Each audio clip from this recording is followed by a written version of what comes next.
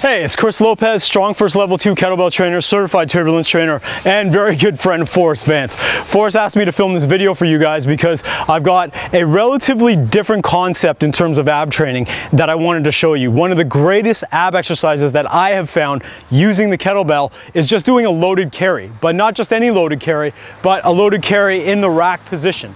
So as most of you kettlebell practitioners already know, the rack position is just your ability to clean that kettlebell and get it into that spot where it's nestled in between your bicep and your forearm, which is great. Now, getting into that position is great for pressing and really forcing you to generate tension so that you can press that kettlebell overhead.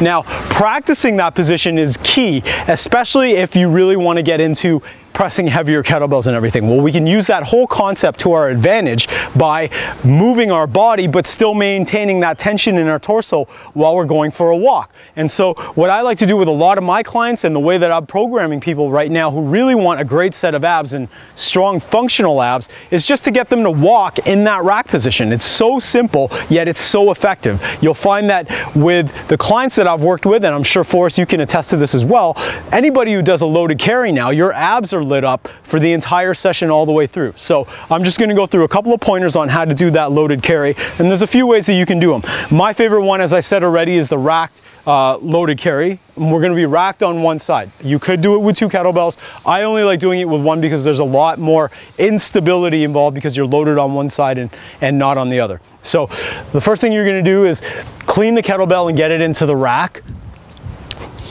And then from here, you're going to squeeze and crush grip the kettlebell. Then you're going to sink your shoulder down and back and fire your lat. So you can really do that by thinking about driving your elbow into your hip.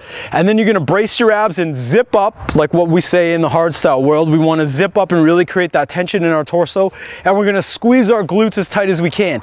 And now what we want to think about doing is walking with tight glutes and all of that zipping up as we're moving with the kettlebell. So it's gonna be tough to really contract your glutes, but that's kind of the focus when you go for that walk. So if I'm turning around, I'm gonna imagine, and you can still hear me because I've got a good mic, that I'm walking in a tube, and that tube is all the way around me. So I'm gonna brace and go for a walk and try to stay as tight as I can. And just by doing that, I maybe went 10 yards total. And holding that kettlebell on the left side, I could feel the left side of my obliques light up. I could really feel my right glute light up.